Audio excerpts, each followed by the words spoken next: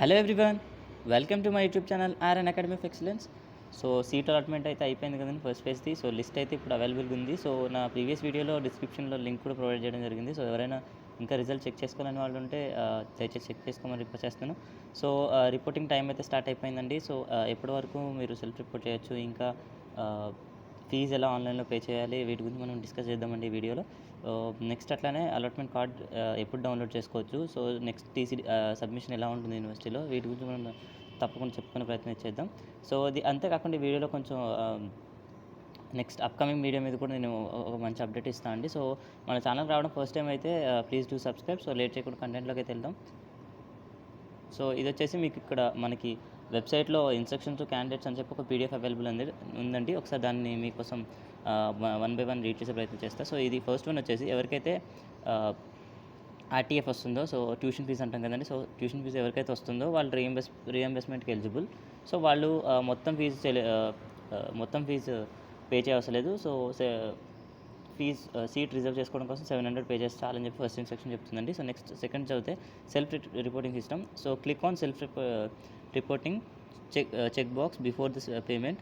The activity is mandatory so to confirm your admission. So ఇది ఎక్కడ ఉంటుంది check box అనేది నేను నెక్స్ట్ స్లైడ్లో చూపిస్తాను అండి. సో సెల్ఫ్ రిపోర్టింగ్ సిస్టమ్ అంటే మీరు ఫీ పే చేసిన తర్వాత మీకు ఒక చెక్ బాక్స్ ఇస్తారండి. సో ఆ చెక్ బాక్స్ మీద క్లిక్ చేస్తే మీరు సెల్ఫ్ రిపోర్టింగ్ నేను చేసుకుంటా అని చెప్పేసి యాక్సెప్ట్ చేస్తున్నట్టు. సో నెక్స్ట్ సెల్ఫ్ రిపోర్టింగ్ ఎలా చేయాలో కూడా నేను చెప్తా. సో థర్డ్ వన్ చూసుకున్నట్లయితే ఈ ఫీ పేమెంట్ అనేది మీరు ఆన్లైన్లో లైక్ క్రెడిట్ కార్డ్ కానీ, నెట్ బ్యాంకింగ్ కానీ, డెబిట్ కార్డ్ కానీ మీరు యూజ్ చేసి పే చేయొచ్చు.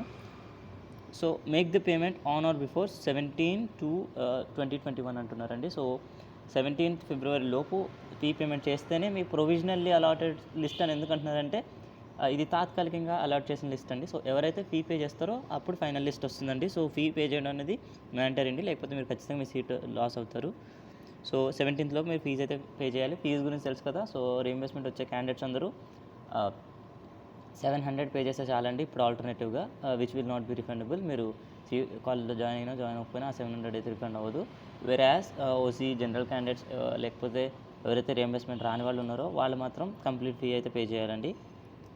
సో ఫిఫ్త్ వన్ చూసుకున్నట్లయితే the candidate has to report at the college and hand over the acknowledgement card at the college అండి. So acknowledgement card is nothing but allotment card అండి. So మీరు once fee pay చేస్తే మీకు acknowledgement card అనేది ఇస్తారు. So మీరైతే self reporting eligible అని చెప్పేసి ఆ కార్డ్ ఉంటుంది. సో ఆ కార్డ్ ఇంకా టీసీ తీసుకెళ్ళి మీరు కాలేజ్ మీ యూనివర్సిటీలో సబ్మిట్ చేస్తే మీరు సీట్ అనేది రిజర్వ్ చేసుకున్నట్టు అవుతుంది. నెక్స్ట్ సిక్స్త్ వన్ చూసినట్లయితే the original transfer certificate shall be submitted at the allotted college. It is not compulsory in first phase. So first ఫేజ్లో ఏమంటున్నారంటే టీసీ అనేది మీ అలాటెడ్ కాలేజ్లో సబ్మిట్ చేయొచ్చు. It is not compulsory in first phase అని ఎందుకంటే మీరు second ఫేజ్లో వేరే కాలేజ్ కూడా ఆప్ చేసుకునే ఛాన్స్ ఉంది కదా. సో అందుకని చెప్పి ఫస్ట్ ఫేజ్లో టీసీ మ్యాండటరీ కాదు, మీరు ఎక్సెప్షనల్గా టీసీ సబ్మిట్ చేయకపోయినా పర్లేదు ఫర్ ఏ వైల్. నెక్స్ట్ చూసుకున్నట్లయితే candidate can verify status of the self reporting payment details in students login by duly clicking on view joining or fee payment transaction report. So మీకు అక్కడ login కనబడుతుంది కదండి, login for professional candidates అని చెప్పి.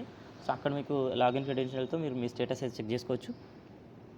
Next after payment of tuition fees if the candidate cancels the provisionally allotted seat the candidate will fulfil the counselling fee for 700 అండి. So అంటే refund కాదండి 700 అనేది క్యాన్సిల్ చేసుకుంటే seat. Next candidates are eligible to participate in second phase of counselling for change of college or course. చెప్పా కదండి, college change చేసుకోవాలన్నా మీకు first ఫేజ్లో ఒక సీట్ వచ్చింది, నెక్స్ట్ ఫేజ్లో ఆ సీట్ చేంజ్ చేసుకోవచ్చా, వేరే వెబ్ ఆప్షన్స్ వస్తే బెస్ట్ ఆఫ్ చూసుకోవచ్చా. సో ఈ కేసెస్లో మీరు సెకండ్ వెబ్ ఆప్షన్స్కి వెళ్ళొచ్చు. ఒకవేళ మంచి కాలేజ్ వస్తే ఆ కాలేజ్లో జాయిన్ అవ్వచ్చు, మంచి కాలేజ్ రాకపోతే ఫస్ట్ ఫేజ్లో అలాట్ అయిన కాలేజ్లోనే మీరు ఉండొచ్చు. సో ఇదొక ఛాన్స్ ఉందండి.